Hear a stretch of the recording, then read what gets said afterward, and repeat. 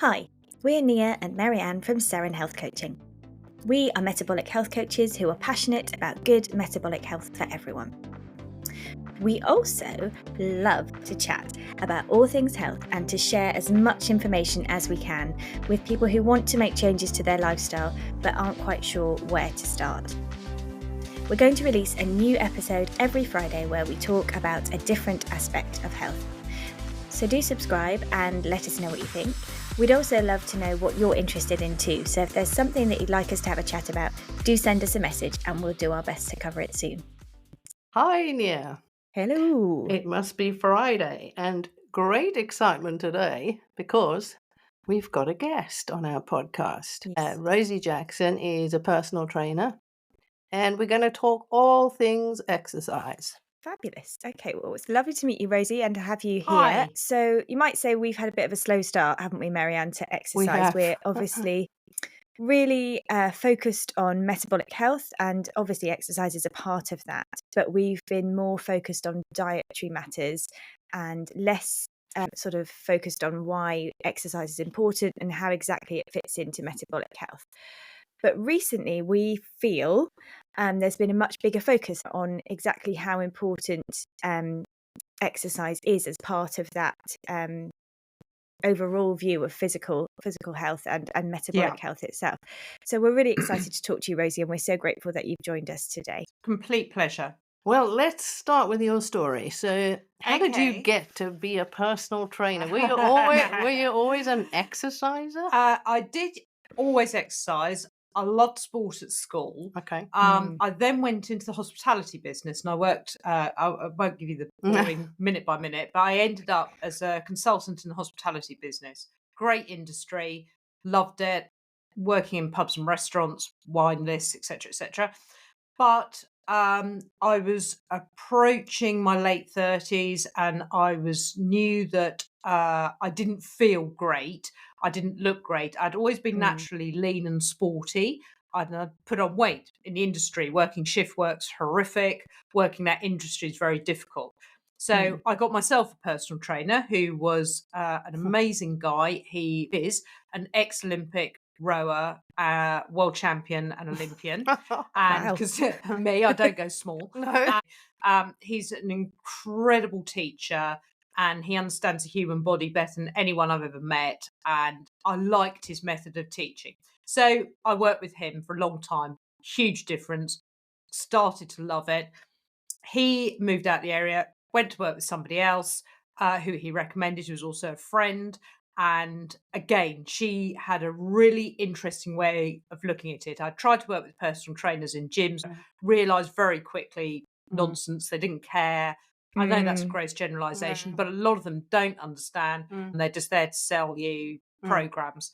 So this girl I worked with was amazing. And then I started to fall in love with it.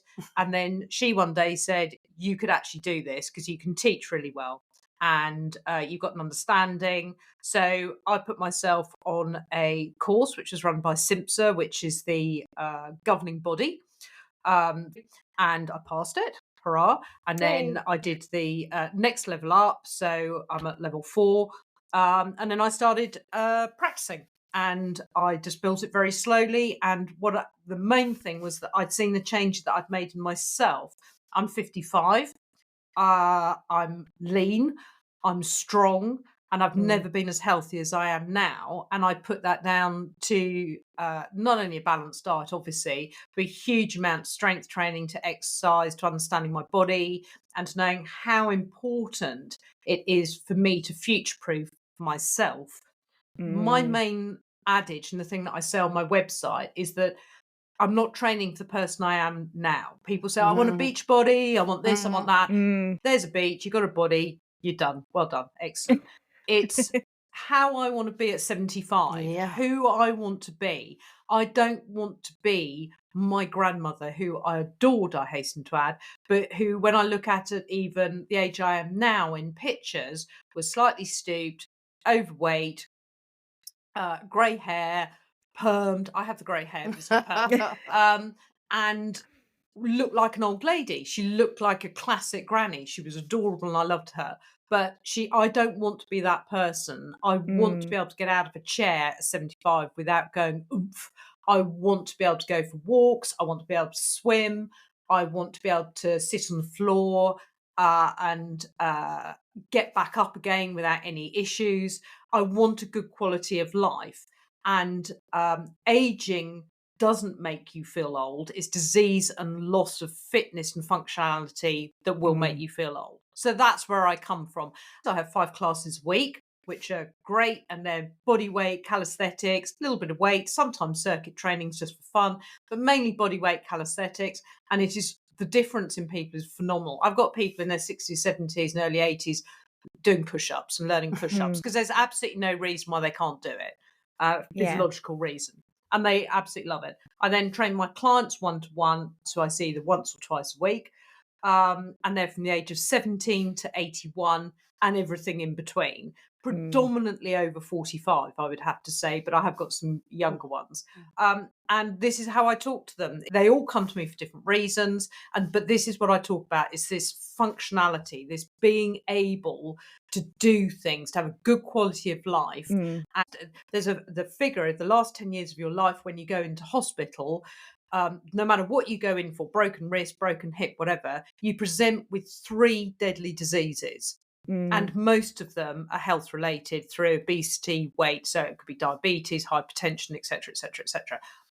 I don't want that. I want that better quality. So that's where I come from, and that's how I ended up doing what I'm doing. That's a lovely love story almost with exercise, which I really like. And what I most like is your attitude to the why about exercise, because, you know, I've come to it late in my life. I wished I'd come earlier, but, you know, never too late.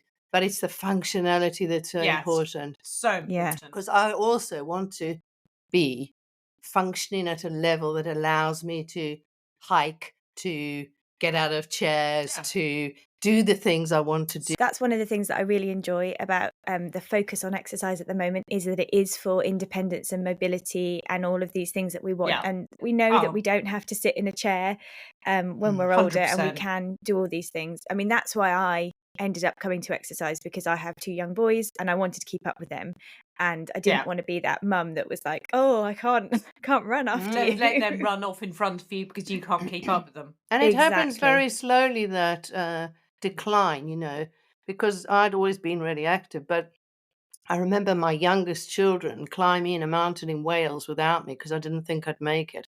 And I was probably in my late 40s, early 50s. That's a terrible admission. And looking back, I realized that that's the sort of decline that happens when you aren't looking, because I'd never been attracted to formal exercise. It's for a better future you, for bone density, disease prevention, balance, to future-proof yourself, to not be your granny, and it's fall prevention. And if you fall, as we all will, we fall from the ages of 1 to 100, we all trip. It's, can I get myself back up if I do? Yeah. And that for me is, that's why I train, and that's why I'm doing what I'm doing. I love that. So I think this society as well, we sit down a lot, don't we? We're very sedentary. We work from home now. We have lots of screens. We work long hours. So lots of people will tell us that they don't have time to exercise.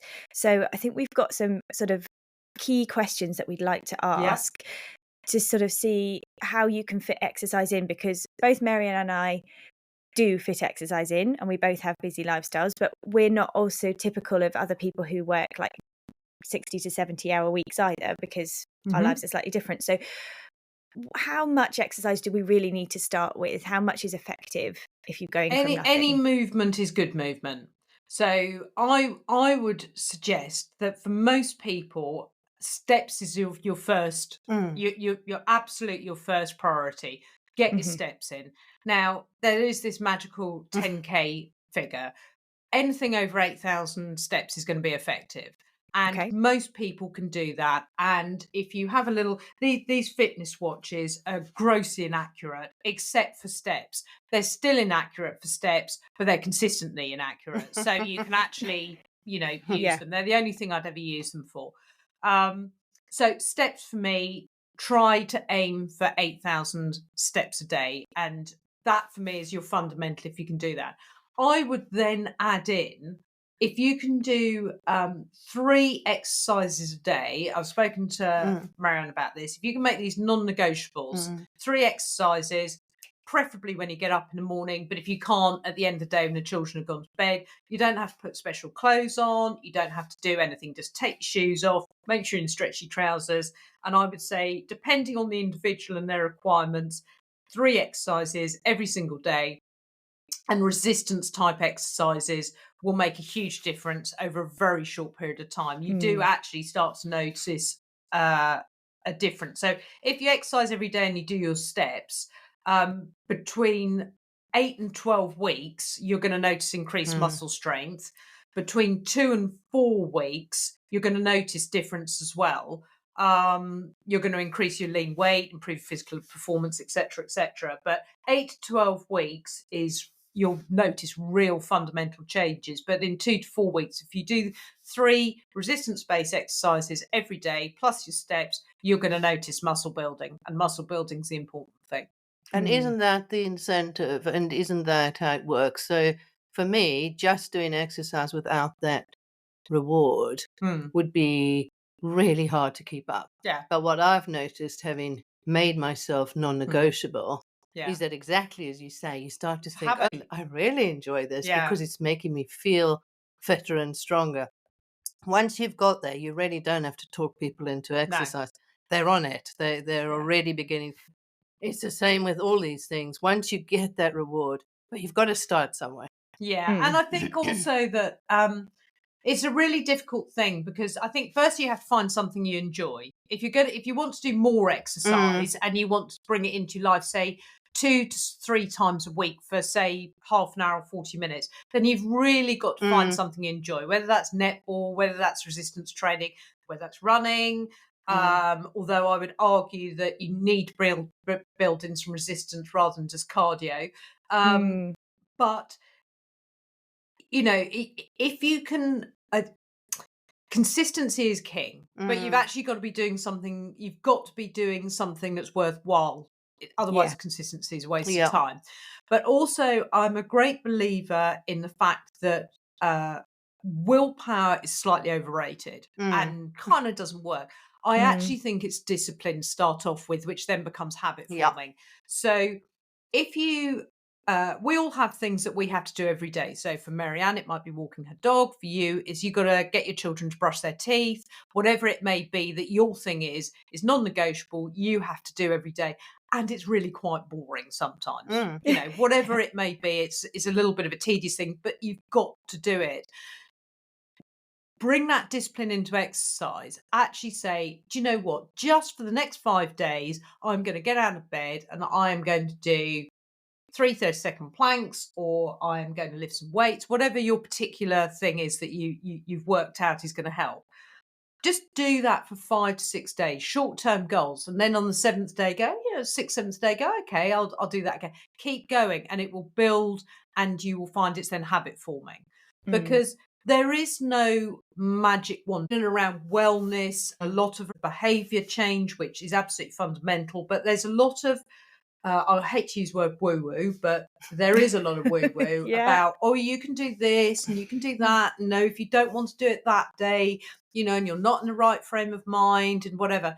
Okay, that's great for some individuals. But actually, if you want to make a difference, you have to be consistent and you have to create a habit.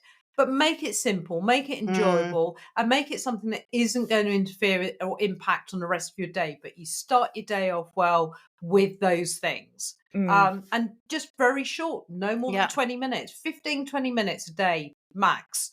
And will make a fundamental difference to your health. But you might even start with less. So, 5 minutes. I started with 5 minutes. And on the rowing machine. On the rowing machine. And I'm still doing it 18 months later. And if I don't have the rower, I'm a bit panicky now. 5 minutes I started. Now I'm into about 15. But it's the consistency I'm so surprised at. And it's the consistency that makes it doable for me. Because even if I'm not mad to do it, I don't actually think about whether I'm keen to do it or not. I just do it. I mean, I would recommend once you get into the habits, 20 minutes a day is about right. or 2 to 3 times a week for 40, 50 minutes. But say 40 minutes, 2 or 3 times a week, but 20 minutes a day. Once you're up doing it, enjoying it, you got into the habit. It's really difficult because I always sound like I'm being a bit hard and a bit unforgiving. But people, I see a lot online, and I see a lot, or I get asked a lot of, oh, well, you know, I don't want to have to do this, and I really don't like doing that, and whatever. And I get that, and that's absolutely fine. But I can't wave a magic wand and give you better bone density and better metabolic health, or whatever it may be that we're trying to achieve, you know, fat reduction, whatever. I can't do that if you don't do something. There is no magic wand, but there is a lot of people out there selling magic wands. And this is something that Marianne and I talk about a lot, which is actually you can't just get health. You can't just pick it off a shelf, and there is no instant fix. And after I had my children, I did lose quite a lot of weight because I needed to, and I wasn't metabolically healthy. And someone said to me, "Oh, Nia, what did you do?" And I said, "Oh, it was really boring. Actually, I just changed my diet and did some exercise." Yeah, absolutely. And it is really boring, but it was consistent changes done every day, and the exercise was done regularly, and it was the right type of exercise, and I found something that I loved. And the fact remains that, you know, how many years later, 6 years later, I'm still doing it because actually that was the difference for me. And so, no, it's not take this supplement and you will magically become thin. Or manifest it. That's my particular favourite. Yes, put it out and there. I have to say, if anyone says the word manifest to me, I'm likely to punch them in the face. Oh, really? I don't disagree. Well, it's the same. Don't manifest it, do it. Do it. Yes, it's the same in the diet world, isn't it? The snake oil out there about, you know, take this shake 3 times a day or whatever. But, you know, that has got almost no chance of being sustainable or consistently useful. And the same with exercise.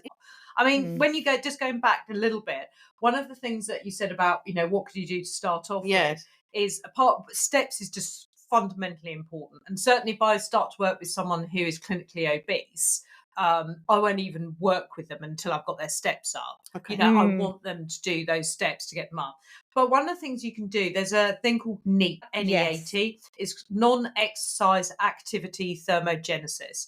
Basically, it's the calories you burn from being you, and it's anything that is you're doing that isn't formal exercise. So it could be gardening, it could be around golf, which I would argue is an exercise, or formal exercise. It could be your housework, walking the dog, running after the children, walking to children's school.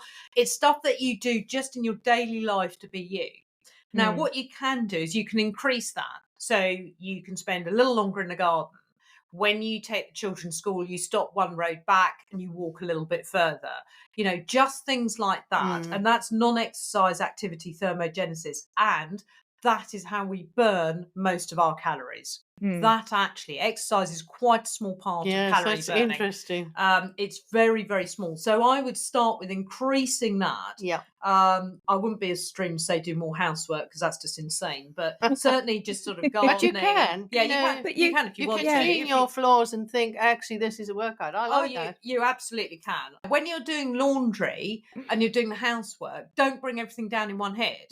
Make yourself go up 3 times rather than doing this thing we all do, which is trying to pile everything onto the laundry basket that we need to bring downstairs. Actually, make yourself go up 3 times. And so don't do that thing where you've got, you know, your children's stuff or your husband's, sorry husbands, but the things that they leave around the house and you want them to put away. Don't just put them on the stairs, take them upstairs. Because you've actually gone. Well, you've got a plus. You're a bit of a winner, aren't you? I mean, for me, that's exactly what I'd do. I'd increase my steps. I'd increase this is starting from scratch. I'd increase my NEAT, non-energy activity thermogenesis. I would make a 12-week plan. But I would have short-term goals within that. And the other thing is, and Marianne knows because she's heard me go on and on about this, 3 non-negotiables a day. Now, those non-negotiables aren't necessarily exercise. They're not necessarily, you know, plank, squat, push-up, whatever you want to do, whatever it may be. They are things that create good habits in you. So for Marianne, she gets on her rower, she does her 5 minutes, and because she started the day well, she's not going to blow it at breakfast. No. So she then goes and has a healthy breakfast, green tea, whatever it may be. I don't know what it is.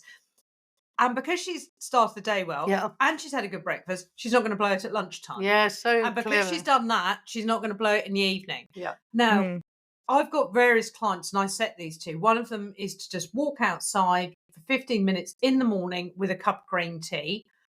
So those two things, they're being outside first thing before she goes to her desk, she works from home, and having the green tea, and then an early bedtime. None of those are actually exercise or food. No. But if she sets herself up well and doesn't get up and have a cup of builder's tea, then if she sets herself up well, she'll go walk into her kitchen, sit down and have lunch. She'll then will not want to blow supper because she's already really good. Yes. Then she has an early night. She starts going. If she gets up and has a cup of builder's tea because it's all gone wonky because she was up late the night before, she just carries on working through, her head's down, whatever, and the day goes completely wonky. And then she's blown it. Now I've had a rubbish day. I feel rubbish. I need to reward myself. Wonky. So I think setting up non-negotiables, as I say, they could be exercise, they could be food, but they don't have to be. They're habit-forming things that put you in a good place to put you in a good place, if that makes any sense. So that's something that I really, really believe in. Absolute sense. And we've talked about this often, haven't we, Nia, that when we invested in changing our breakfast all those years ago, and that's all I did. I went to a nutritionist. She told me I had to eat breakfast. I hadn't eaten breakfast for years. And I took this lovely Greek yogurt, berries, nuts breakfast to work in a jam jar, and it literally changed my life because exactly as you say, once I'd invested in myself at 11 a.m. at coffee, I then said, well, lunch, I'll have to do better for lunch because why am I going to spoil what I've already invested in? So then you go. And we've always said it takes one small change sometimes to start you thinking, this is good, and this is I'm investing in myself as well. So many people haven't invested in themselves for so long. And also remember with food is that bearing in mind that breakfast is the most important meal of the day was coined by Kellogg's in the 1950s as a marketing campaign. That to me, again, it's that whole snake oil, smoke and mirrors thing. It doesn't suit everybody. What you have to do, and it's the same with exercise, is find what suits you and what works. People always say to me, can you tell me what you eat because I want to look like you? And I say, absolutely not, because you're not living my life. I want to look like you. But you haven't got my genes. You don't do my exercise. You don't live my life. You don't sleep my sleep. You are a completely different individual. And the same with exercise. I wouldn't get anybody to exercise how I exercise because it wouldn't necessarily be right for them and who they are. So yes, how exciting. I love all that, and it's very much aligned to what we've always thought. There's horses for courses, horses for horses. Thank you so much for that, Rosie. And we really look forward to part 2 of this conversation next week. And we're going to talk much more about aging and exercise, the investment that you make in yourself, body positivity, things like protein and when to eat in relation to exercise. So all of that's going to come up in part 2. So do come back and join us.